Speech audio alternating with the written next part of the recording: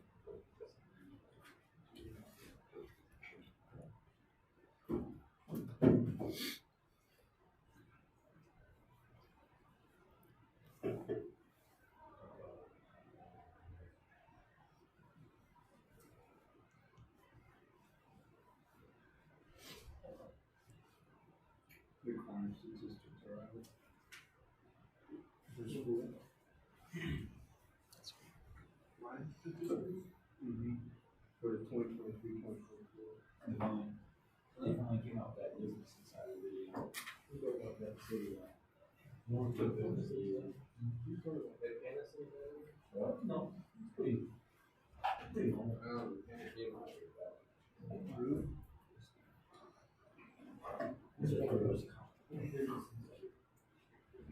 They did a couple things from home.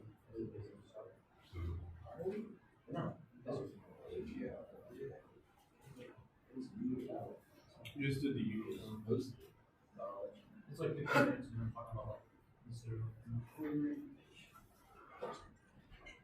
Some things that you'll see that you are is your food and pay for quite a lot more to get, some food places that really buying a kill car on the original computer cars. I'm going to show you the 8 primary uniforms.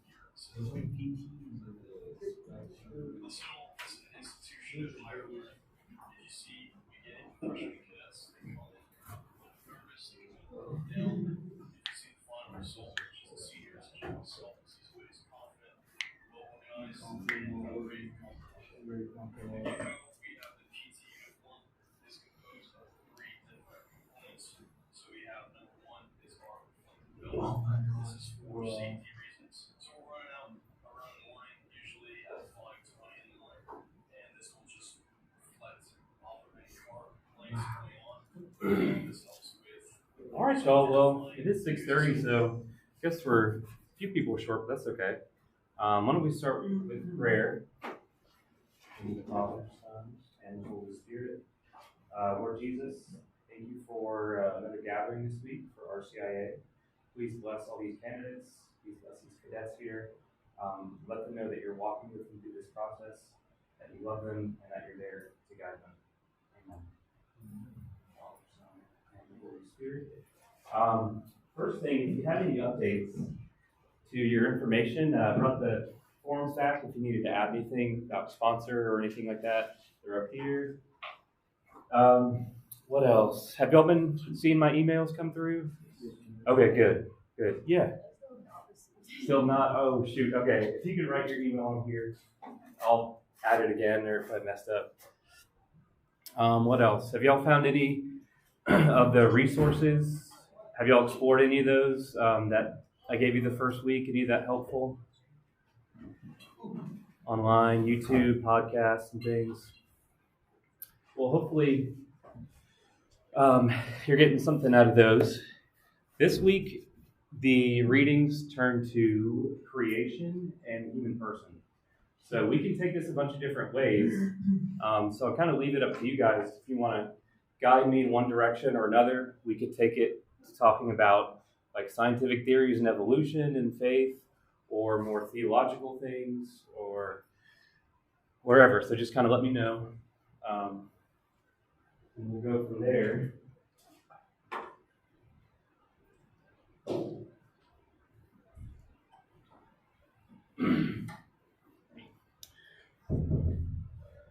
All right, and what do you think? Should we just go point by point like previously, or is there a better way that we could interact?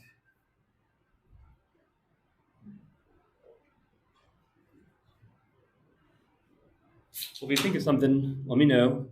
All right. But yeah, week 4, Mr. Lucari had us reading Catechism 279 to 385. All right, and so yeah, let's start with this first quote from the Catechism. Catechesis on creation is of major importance. It concerns the very foundations of human and Christian life, for it makes explicit the response of the Christian faith to the basic question that men of all times have asked themselves. Where do we come from? Where are we going? What is our origin? What is our end? Where does everything that exists come from, and where is it going? The two questions, the first about the origin and the second about the end, are inseparable. They are decisive for the meaning and orientation of our lives and actions. Anybody break that down for us? Kind of summarize that in simpler words.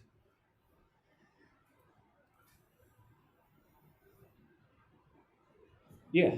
Like the most important questions in our life is how to start and or how to go ahead. Perfect. Yeah. The most important questions of our life. How did it start and how did it end, right? Yeah. I'd like to add to where we go. Okay. Where are we headed? All right. Why would you say those are the most 2 important ones, though? I think because when you ask what our origin is, or like where we came from, you're dealing with like stuff that's out of your control. Okay. But when you say where we ended up, you're dealing with stuff that's in your control.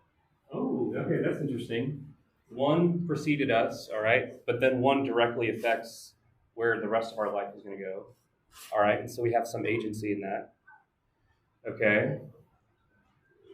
What else? What's so important about origin and end, or origin and purpose?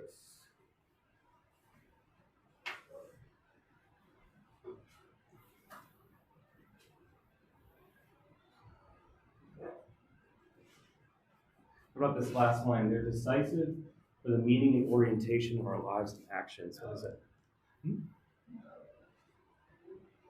Our origin was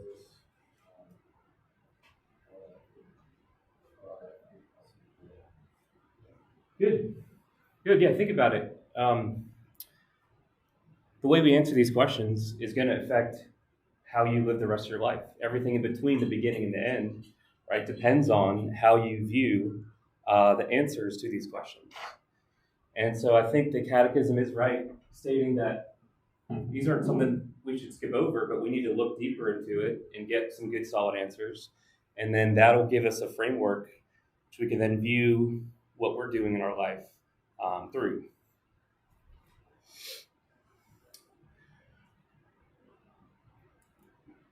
It is not only a question of knowing when and how the universe arose physically or when man appeared, but rather of discovering the meaning of such an origin. Is the universe governed by chance, blind fate, anonymous necessity, or by a transcendent, intelligent, good being called God? And if the world does come from God's wisdom and goodness, why is there evil? Where does it come from? Who is responsible for it? Is there any liberation from it? Okay, so the science, right, can help tell us how some of these physical processes came about or how the universe developed. But it's different than the meaning behind it and the meaning behind our origin. Okay, so we're looking on a deeper level. And one of the first things we encounter is, what about the problem of evil? And that we're going to come back to that in a little bit here. But I think that's a good thing to reflect on today. Okay, before we get to the problem of evil, though, one of the phrases you might hear in Catholicism is, we believe in creation ex nihilo. Anybody have an idea what that phrase ex nihilo in Latin is getting at? Yeah. from nothing. Yeah, good, perfect. From nothing. Okay, so when we say God created from nothing, what are we implying? Yeah. Okay, there was nothing and then there was something. All right. But what does that say about our belief about God? Okay, there was no life till he gave us life. Yeah. He's all powerful. Okay, he's all powerful. Outside of our sphere. Good. All right, out transcendent, maybe we could say, outside of our physical world. All right, so that's different than some type of force in the universe just shaping the universe like coexistently, like good and evil or yin and yang or something like that, shaping the material world. For the Christian, God is beyond creation and out of nothing generates everything that is. Okay, so that's a kind of a key distinction tied up in that. Now, this is really philosophically interesting, but some of our theologians, like St. Thomas Aquinas, they point out that creation from nothing doesn't have to be a temporal event. It can be a temporal event, but philosophically, it's not impossible that God always held everything in existence. There just has to be some hierarchy of dependence of the lesser on the higher. What's another way to kind of phrase that? Well, there has to be some, we've mentioned this a few weeks ago, some self-sustaining reality, some first prime reality from which all other realities depend. Okay? And so that's what we call God. And so if the universe, if he decides to have an unending long history of the universe, every moment in that unending history, he's holding it in being, sustaining it in being, creating it in being from nothing. Okay, so it's different than it having like an exact age or something like that. Part of our tenets of faith is that it has an exact age, but it's not philosophically problematic to say that God is always holding and sustaining being, no matter how old anything is. Let's see. He not only gives them being and existence, but also, and at every moment, upholds and sustains them in being, enables them to act, and brings them to their final end. God creates out of nothing. We believe God needs no pre-existent thing or any help to create, nor is creation any sort of necessary emanation from the divine substance. God freely creates. So, he doesn't need us. We're not created because he's lacking something or that we need to owe him something. This is purely, creation we see as purely a gift, an overflowing of the goodness of God. And in that overflowing, we get to participate and share in that blessedness, in that goodness. And I think that is key because some people come at the world looking in a very pessimistic lens.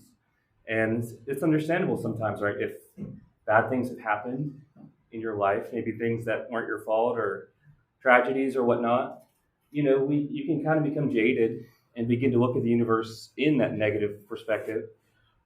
So I think this is a good reminder. And when we get to God's providence, we can circle back to this. But fundamentally, creation is supposed to be good. It's supposed to be a good thing.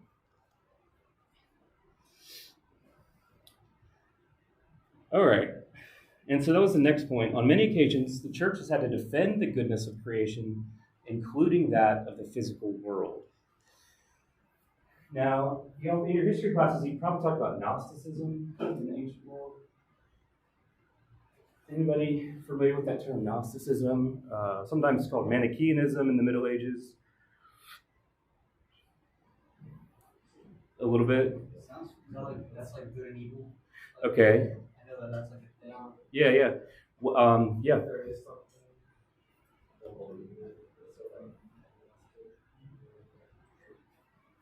All right. That's not partial. A higher being or power. Yes. Okay. So there's Gnosticism is like this secret knowledge, okay, about the universe, and usually it's accompanied by this belief that the physical world is bad and the spiritual world is good. And so often different sects in history have popped up where they have like a positive emphasis on the spirit and on spiritual things, but then the body is kind of wicked or bad or sinful. And even in like different periods of Christianity, this has kind of popped into the church. But we are reminded here that, yes, the physical world is fallen in some ways, right, because of original sin, but it's not totally corrupted. I know some of the different Protestant denominations believe in total depravity, and that's not, that's a little bit past the Catholic view. Creation is fundamentally good, broken, but it can be restored and redeemed by grace. And so that's the role of Christ in the church, is to come into that. Think about like with our resurrected bodies. We believe when we die, the second judgment, when God sets everything right, our physical bodies are going to be restored and perfected, and our physical world restored and perfected. And we're supposed to live on that higher plane like Jesus after the resurrection. So what are the implications of this? Well, if you have this idea that the body's bad, where do you think that could also lead in other parts of theology? Where the body is sinful? Do you see where that could So go? like God is evil because he made the body. Okay. Where could you take that, though? So being holy would be what then? The body's wicked or bad or evil. Being holy would be Dead. Being dead. okay. What would be like on the way? Not necessarily totally killing the body, but like. Wait, are not agnostics the ones that like they purposely injure themselves? Because that's I'm not sure. I know there's like one like way some people look at it where they like purposely injure themselves, like punish themselves. Yeah, that's kind of where I was going with it. Like, if you see the body is bad, then like the desires of the body are also bad or dirty, and so then to be holy, you need to suppress or to always deny those desires. Kind of like maybe like a puritanical sense. Yeah, you know what I mean by like Puritan. Constant fast. Constant fast. Yeah, maybe like any enjoyment of food or party or anything like that would be like seen as bad because it's connected to the body. All right, where else could you take it? There's another huge area we're missing here. If our body is wicked and corrupted to the core, that's going to also play out in what area in relationships? Sex. There we go. There you go. Sex, marriage, men and women, right? Fundamentally, what is it? If the body is bad, what does that mean for the relationship of men and women and that whole thing, marriage, family, kids? That's going to totally change that. And so at the end here, we'll talk a little bit about what's called the theology of the body, and Pope John Paul II trying to give an adequate understanding of human sexuality in today's world. So we'll come back to some of those themes, but it stems from this. It stems from this. Is the body good or is the body bad? And Catholicism say it's good. It just needs to be redeemed. All right. Pause in there for any questions.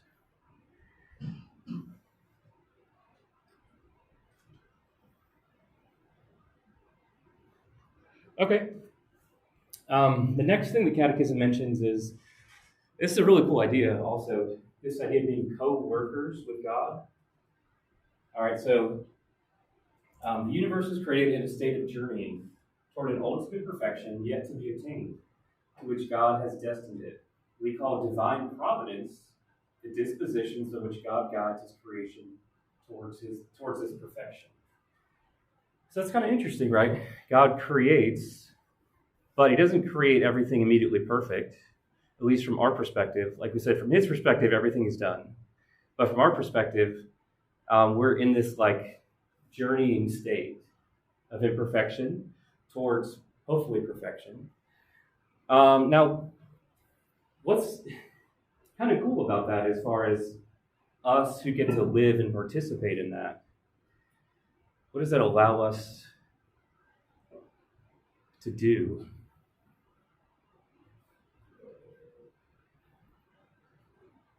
Think of that word co-worker. What is that? What's that? Oh, yeah, we can help achieve what God wants. Yeah, in the world.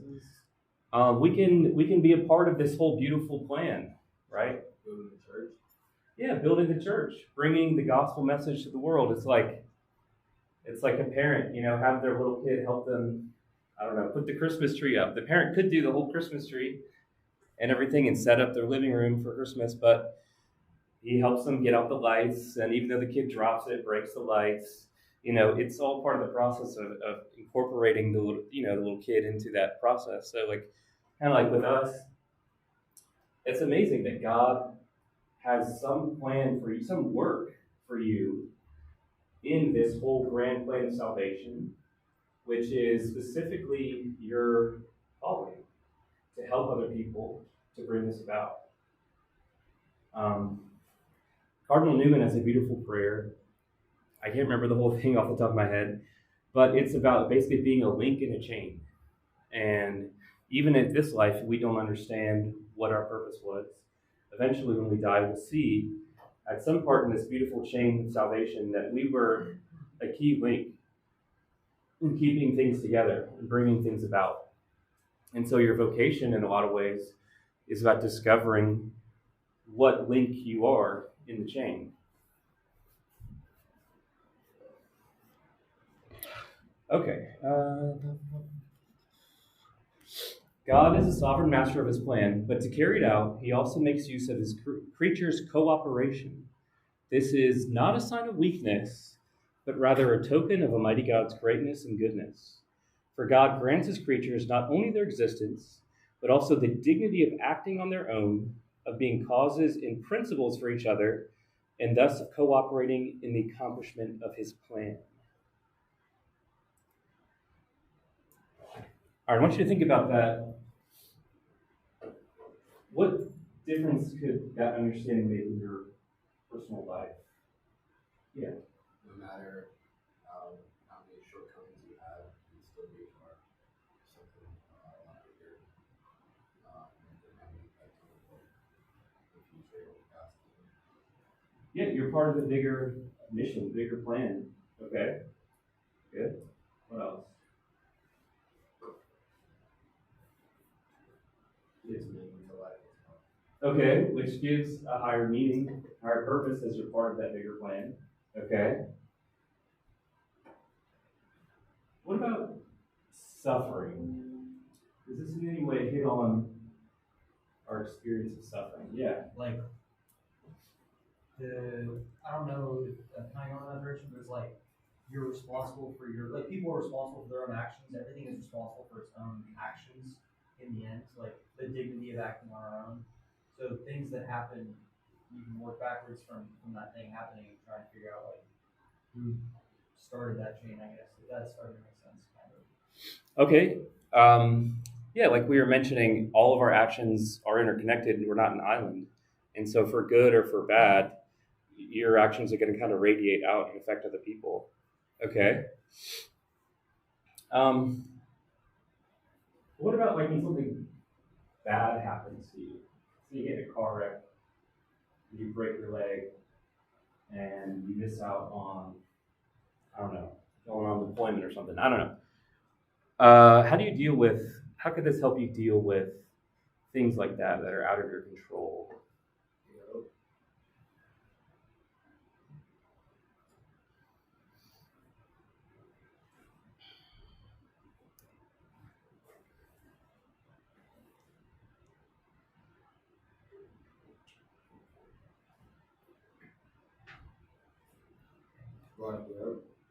What's that?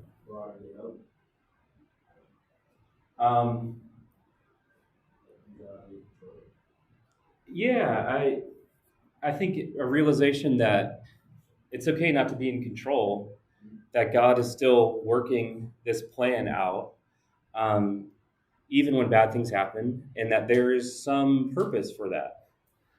And it's hard to see the purpose right away.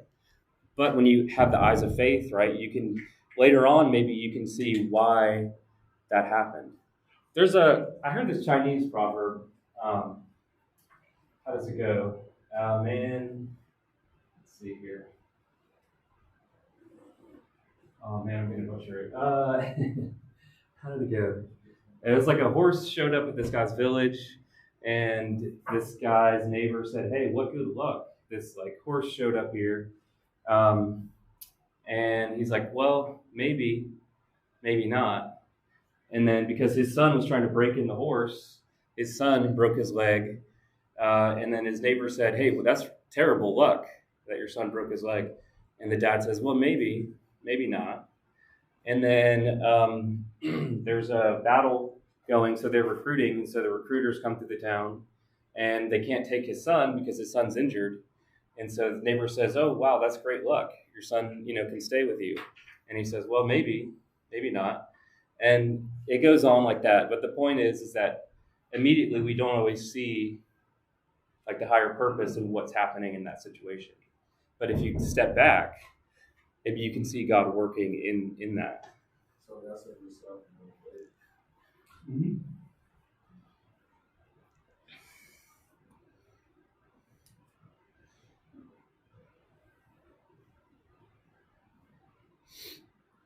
All right, so getting to the problem of evil. Why did God not create a world so perfect that no evil could exist in it? With infinite power, God could always create something better. But with infinite wisdom and goodness, God freely willed to create a world in a state of journeying towards its ultimate perfection. God is in no way, directly or indirectly, the cause of moral evil. He permits it, however, because he respects the freedom of his creatures and mysteriously knows how to derive good from it. Okay, so somebody asks you, how do you reconcile God being all good with the fact that he has allowed evil in the world? What would you say? Yeah. God, that's like part of why he uses free will, because he wants us to make our own decisions. Like he could easily like allow us to avoid, like he could control us to not do evil things, stay away from it very easily. But he gives us that free will to choose right or wrong. Okay. What is the benefit of that though? Why not just keep us away from it?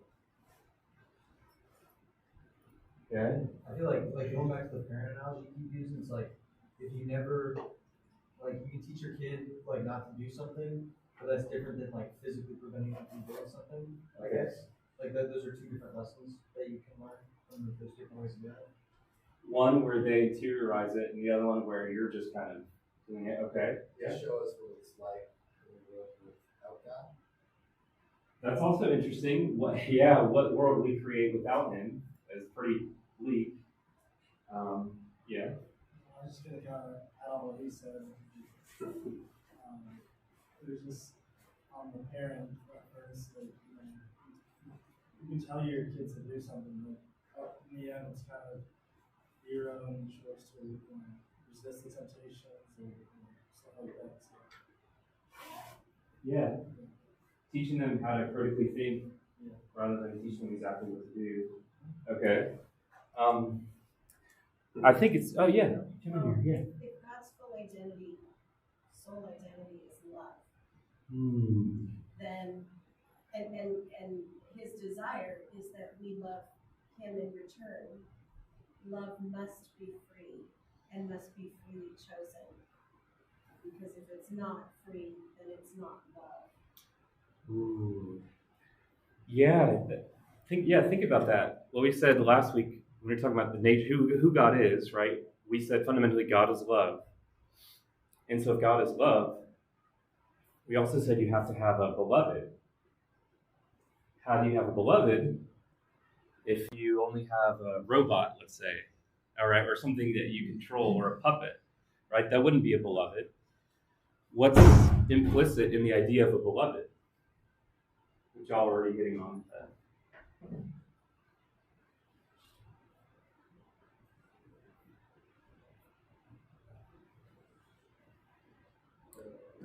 first thing maybe the priest will ask you, you come to the altar for your wedding. What do you think the question is? Have you come here?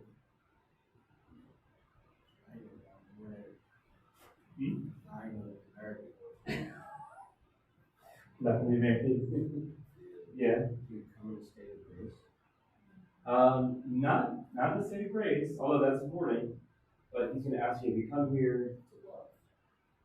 Also important, but he's looking for something very specific, that first question. Have you come here of your own will? Free will. Free will. Why is that the first thing? You can't really like go anywhere else without it being like free will, without you actually like wanting to get married. Yeah, it'd be pretty weird, right? It's like, why are you here at the altar? Well, I'm forced to be here. Shotgun wedding. Yeah, shotgun Not a wedding. real wedding. That's not a real marriage. Yeah. Or the only way I could get up here was, to be down in Jack Daniels beforehand, and I'm completely drunk. Okay, we know that would invalidate the wedding, right? Because for a lover and beloved to commit to one another, right, there has to be freedom in that. You can't be forced into something like that, or it's not love. And so I think that goes back to that point he made earlier. God allows free will because it's a prerequisite to be in relationship with Him. And that's the only thing that's meaningful.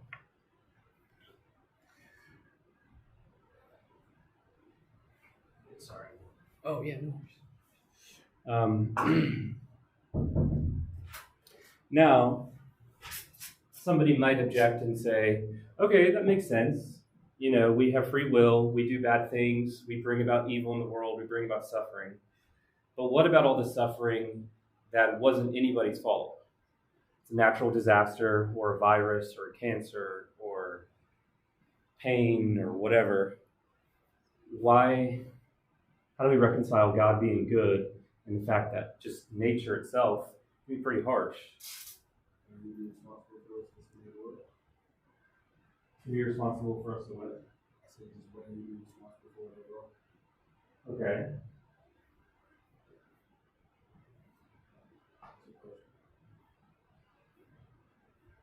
You might have to say it more clearly. I said, where did he just be responsible since he's the one who did the work? Oh, okay. Well, I think that's what they would say, right? God, you're in charge. You made everything. Why did you make it so that people get sick or suffer or die? Not even their fault. They didn't do anything bad. Like, isn't that on you?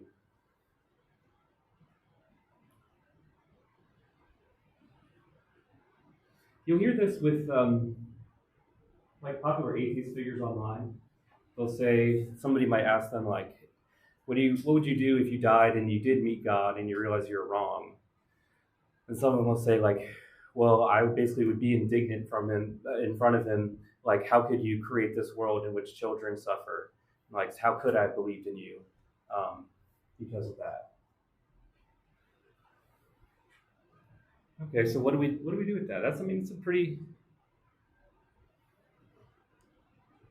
strong objection.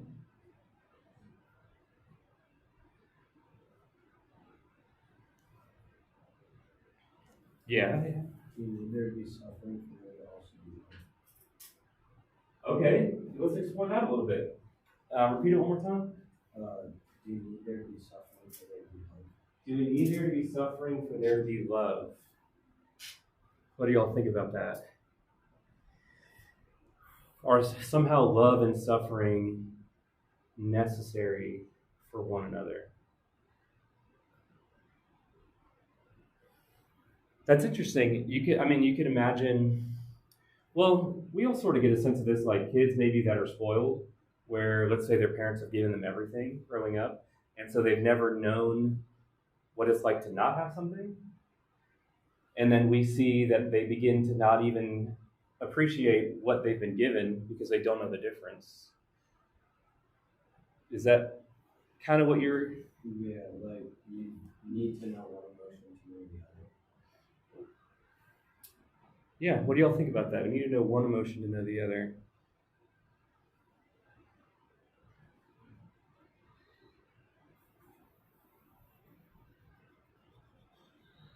What are some examples in life where that's true?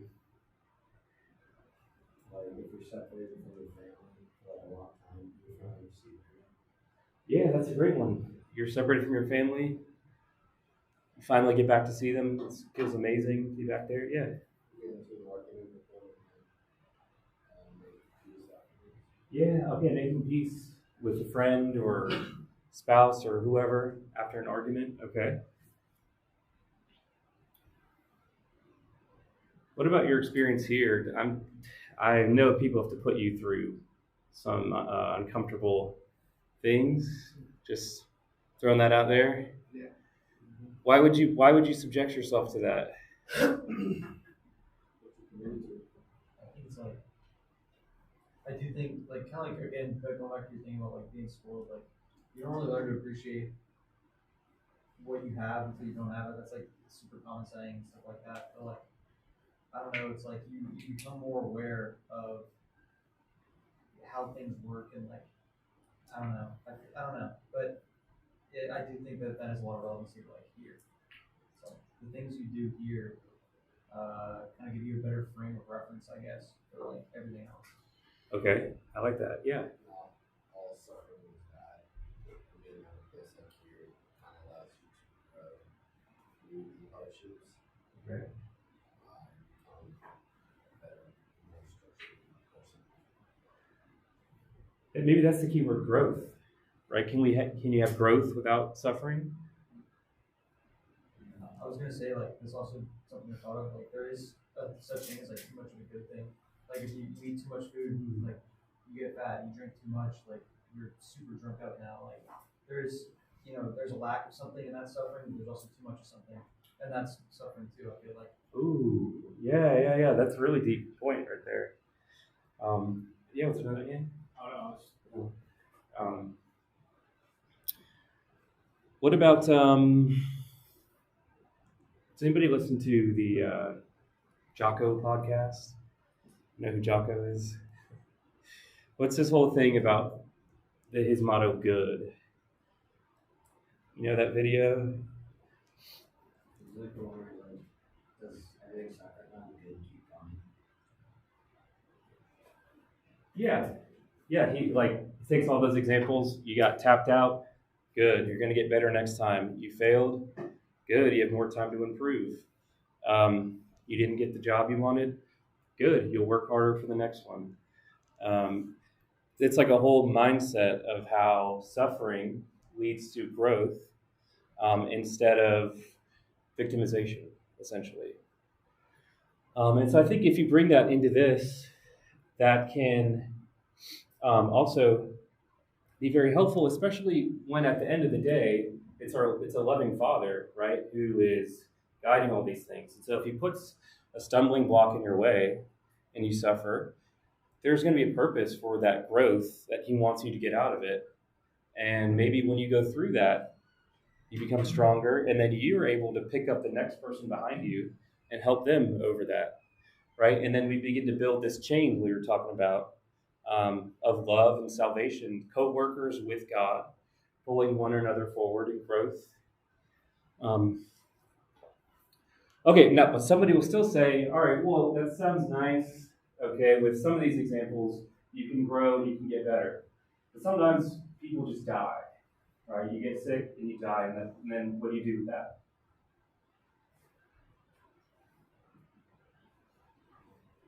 I mean, all right, you get in a car wreck and you're dead, right? You Jocko, die, good. or like somebody you know dies. Either one. There's still silver lining in that. Like, it helps you appreciate life. And, you know, someone who's died young, especially someone close to you, just like that. It's like you really realize how, like, tomorrow I can get in my car and die. Like, and then what do I have to show for it? Am I doing what I should be? Like, if I die today, like, will I get in heaven? Maybe how I'm supposed to. It helps you, like, really take a step back and look at what things are going. Yeah, that's a good point. Yeah. I don't know if, like, dying is necessarily, like, a bad thing. Like, there's no other way out. I mean, that is, no matter, like, obviously murder is wrong, like something like that, but that's different than just, like, dying. I mean, you're gonna die no matter what, like, if you give enough time. So I don't know if it's necessarily like itself an evil thing, I guess. Okay. What about prematurely though? Yeah, I mean that's different. That's the action that's happening, I guess. It's like Okay. I guess I see what you're saying. I guess murder is like the other side of that where it's like, oh, why would you let this person be killed, I guess. Yeah, or you take anybody see that movie Sound of Freedom over the summer? Yeah, take an example like that, child trafficking. Somebody might argue, all right, if God is good, how did he let this whatever 9-year-old girl get abducted, brought into this sex trafficking ring, and then I don't know, let's make a terrible ending out of it. She ends up dying at 11 years old because they don't live very long. What good is there in that, God? Ooh. Why didn't you stop that, God? Yeah. Because free will is also about acting. It's not something that God's doing necessarily, like something that has been twisted Okay. for some sort of evil. God's gift of free will. So if God were to get rid of that free will, then there would be no necessarily good or love. Okay, that's an interesting point. At the same time that he's allowing those evil people to do that, he's also raising up people like Tim Ballard, who's going undercover, creating these sting operations and bringing these people down and rescuing these kids. And so at the same time, he's building up somebody to do his work, to do good things. Okay, yeah. It's kind of blowing off the idea. Maybe she just needed in the environment that she went to. Maybe there was someone who she talked to that was more open to understanding God because she was there. Yeah. So we can't underestimate maybe even things like that, where that presence of goodness in the midst of all the evil that was happening maybe is like a light in the darkness that converts somebody else who sees that. Or we have compassion on other people because we're aware of that story. Or we appreciate life more because our friend, passed away suddenly. Those are all good things to think about. But I think ultimately our best answer is that, like you mentioned, we're all going to die anyway. The whole purpose isn't for us to be happy here. I think that's key. I think that's key as part of Christian faith. Happiness ultimately is only in the afterlife. And so you could have a very difficult life here, like I think Lazarus in the Gospels, right? He's homeless. He's laying on the street. He's got dogs licking his wounds, and then he just perishes. He's hungry. But where does he go? Right? He goes to the bosom of Abraham, and he's comforted by Abraham, and he's at peace. And so I guess that's our belief, is that even if everything isn't fixed perfectly in this life, there will be justice in the next life. And the evil people will be punished, and the good will be raised up. The suffering will be taken away. Every tear will be wiped away. Every good thing restored. And so heaven, if we make it there, kind of justifies every bump along the way of getting to there. Because heaven's permanent and our life here is temporary. And so I think if you're challenged on that, that's usually what's missing from the equation. Some of those atheist figures, they're thinking that God made this life, that's it, and so it's not fair. Not making connection that this whole thing called heaven, that's the whole point, heaven and hell. So I don't know, is that making any sense? Pause for questions.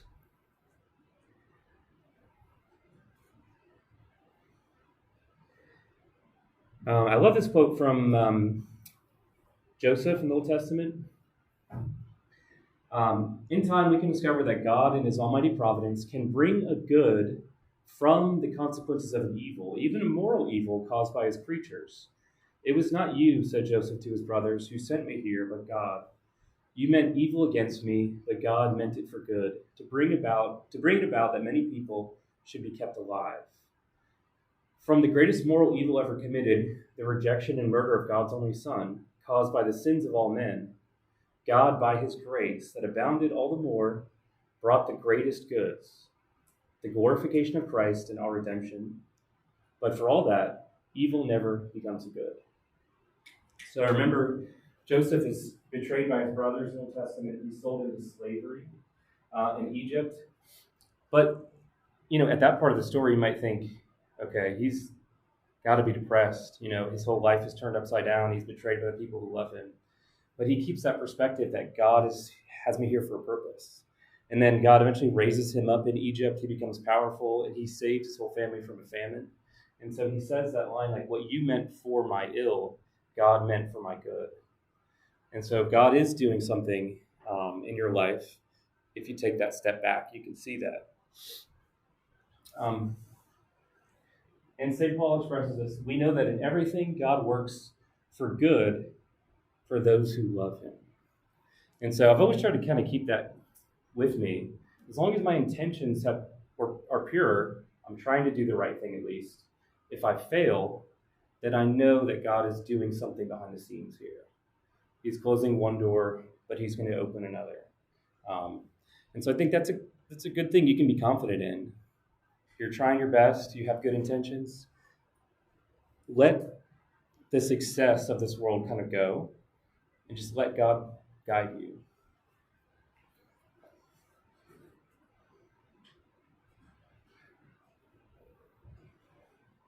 All right. The second part of this reading briefly talks about angels. I don't know how far you want to go into talking about angels. Essentially, the word angel means messenger. It points out there. And so we believe that God didn't just create the physical universe, but there's also a whole spiritual realm of beings, which we only know indirectly. So we know that they're spirits, that they have a mind and a free will, but they don't have a body. And they are different in nature than us, and it's hard for us to really comprehend them. But it goes to the idea that God's perfection is spread out in all different types of his creation. If that makes sense? Yeah. With the creation of Earth, Yeah. is like space or any other part of the universe mentioned, and where is that included in the heavens when God created it?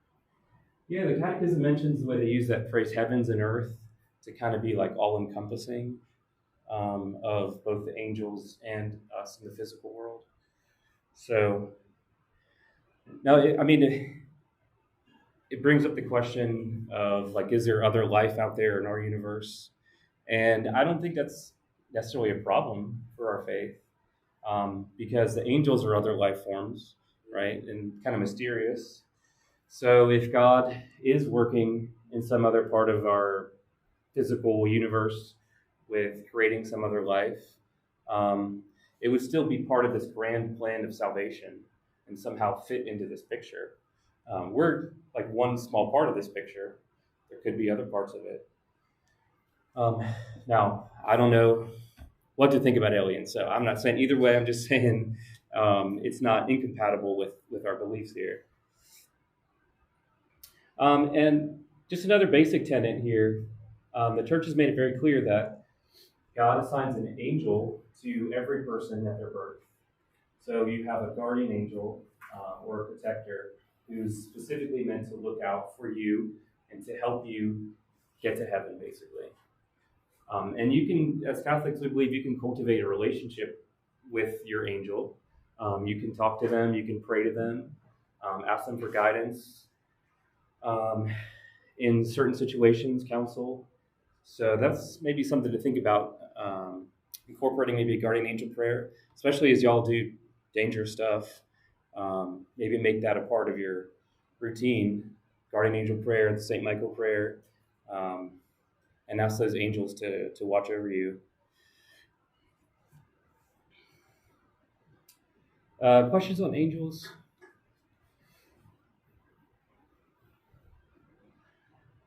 All right, we got a little bit more to go here. Do angels also have free will? Yeah. So it's interesting because they don't have bodies. The church says that their decision-making process isn't spread out in time like ours is. We're always learning things, and so my choices are always being influenced by taking in new information.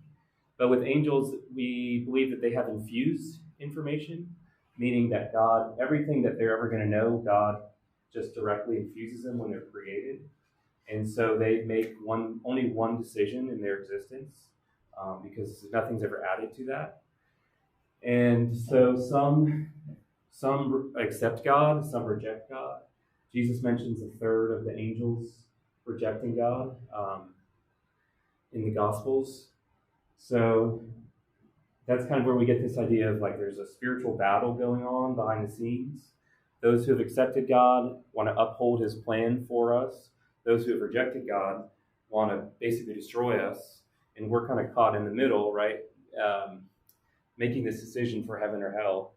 And so, yeah, St. Paul talks a lot about our real battle being a spiritual battle, not with flesh and blood, you and me, but with demons, spirits, principalities, demons, things like that, which are working behind the scenes.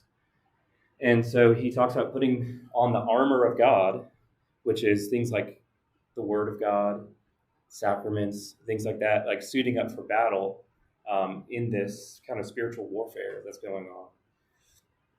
And you all probably heard the phrase temptations coming from the world, the flesh, and the devil. So this is a good way to think about it. The world tempts us with things that can be sinful. Our own flesh and our broken desires tempt us. But then also Satan is there, prowling like a lion, looking to tempt us and to trap us. So the whole realm of the angels is very interesting, and I think very real in a lot of ways. I mean, you would assume, in today's world, we're so secular that any imagery of angels or demons would kind of be gone. But honestly, I look at a lot of music videos and stuff, and I feel like satanic imagery is on the rise, especially with some of the rappers. Lil Nas X. I don't know if y'all saw that. Yeah, Satan shoes or whatever, or Travis Scott, some of his concerts. That imagery is very much alive and well, which to me, it's kind of a proof that God is real, because very much it seems like the devil is real and that people want to have some demonic connection. Yeah. Yeah, Lucifer, angel of light, was meant to be one of the highest of God's creations, but the sin of pride caused him to basically love himself and to reject God. So I don't know. Do y'all see that type of stuff out there? Yeah. So to me, it just kind of, it's like some of that stuff is pulling the veil back a little bit between the spiritual battle. You see it with exorcisms too. We have a diocesan priest who does exorcisms for us. Those are very real things. People who have some type of worry of demonic possession or influence in their life, they can go call up the diocese, and the diocese will get them connected with a special priest who will do a rite of exorcism on them. I've actually gotten to help with one of them in person before. So yeah, I think it's very real. I don't know if y'all want me to talk about the experience. We only have 8 minutes, but Those TV shows that you see, those YouTube videos that you see, it's just kind of, you know what I'm talking about? yeah, Just the movies, Exorcist. no. I don't watch it. Okay. I'm just saying, overall, those YouTube videos, where they're in the church and then they're all getting around them, and,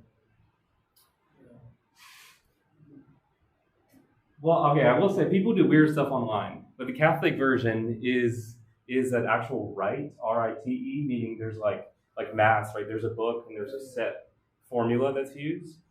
So you'll have one designated exorcist priest, and then the person will come in and they actually like physically restrain them because people can get violent. One priest I know had his wrist broken by a guy. And then essentially the thing about the rite is kind of like an interrogation. It's like the priest goes from talking to person Joe Schmo and is now directly addressing the demonic spirit. And so often what will happen if the person is possessed is that demonic spirit will kind of come to the forefront a little bit and take over what's being said. And so the one that I was at, I was in like a little tiny room here. And this lady who, I don't think she was even Catholic, but she was reaching out for help. She was sitting right there. She seemed normal, lady coming in, middle-aged woman. But then once that interrogation started, like her kind of countenance changed, like her eyes got like real wide, and her voice started being weird. But the strangest part is like the stuff that she started to say. So the priest tries to get the demon's name out, because if he can get the demon's name, it's like having more power over him. And so he kept asking her, like, what is your name? What is your name? And at first she kept repeating the priest's name. And he's like, no, that's my name. What is your name? And then she said some weird name you've never even heard of, like Oompa Loompa Da or something. And he's like, what the? I'm just like sitting right there praying the rosary, like, oh, I cannot look at this. And then another question he asked her is like, when are you going to leave this woman alone, and what sign are you going to give when she's freed? And she just kept going, never, never, never. And so, I'm sitting there like, whoa. I mean, either this lady is completely crazy and just flipped the crazy switch, or there's something real going on here, and this demon is kind of manifesting itself, and you can see it happening. And so Father Stan, like, he would put holy salt in her mouth, holy water, relics, kind of try to force her to pray. They don't like to say the name of Jesus. We do the St. Michael prayer. Eventually, he was an older priest, and he got tired. We just stopped. But yeah, and then the rite concludes, and she just kind of goes back to normal and gets up and leaves. And I don't think it did that time. I think she came back for other sessions. I lost track of it, but it's a process which, if that person is very attached to a particular sin, then it's kind of on them. Like, they have to be willing to let go for the priest's work to free them. Yeah. So if they were to go to, let's say, confession, would that help with the exorcism? Yeah, for sure. They perceive them as possibly Possibly. Yeah, possibly. Each case is a little bit different depending on what the person was involved in. Some who were in a little bit deeper may be possessed by many evil spirits. Some even by Satan himself.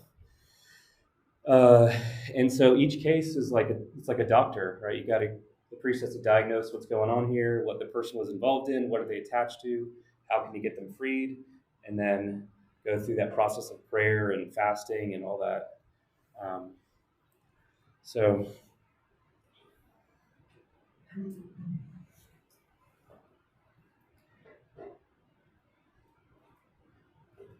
all right, any questions?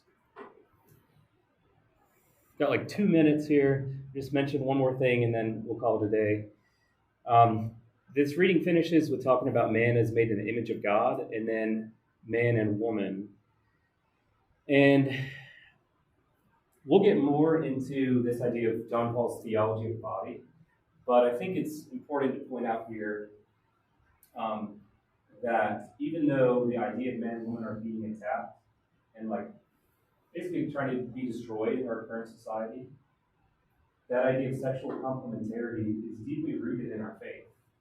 That both man and woman express something different about the nature of God. God is neither, right? God is a spirit. And so he's pure masculinity and femininity. But when he made us, those different aspects of him are manifested in the female spirit, in the male spirit, in the female body, in the male body. And so that complementarity is actually a good thing, not something that we should eradicate, but rather something like we talked about earlier. Let the light of grace shine in that complementarity, and so that women can be fully women in the sense of them reflecting God in their unique way, and men can be fully men, reflecting God in their unique role that they have. And then the two of them coming together, playing those complementary roles, make an image of the Trinity, if you think about it, like we were talking about before. The role of the Father and the Son, right, their role is slightly different, the Holy Spirit, but yet that communion of persons comes together and makes that unity. And so fundamentally, we're talking about the body being good, our sexuality is good, our sexual complementarity is good. We just have to have the right understanding to let the light of grace shine and reflect in that. And now, of course, we're equal in dignity. The Catechism emphasizes that. So not saying one is better than the other. Men and women are equal, but not necessarily the same. That makes sense. They have their own unique strengths. But we'll have to come back more to that because we're out of time for today. Any final thoughts, questions, comments? Thank you all for coming out. Is there anything I could do to help you guys in any way outside of here? No? All right, well, feel free to reach out on the email list. And, appreciate it. Sign in. Make sure to sign in if you didn't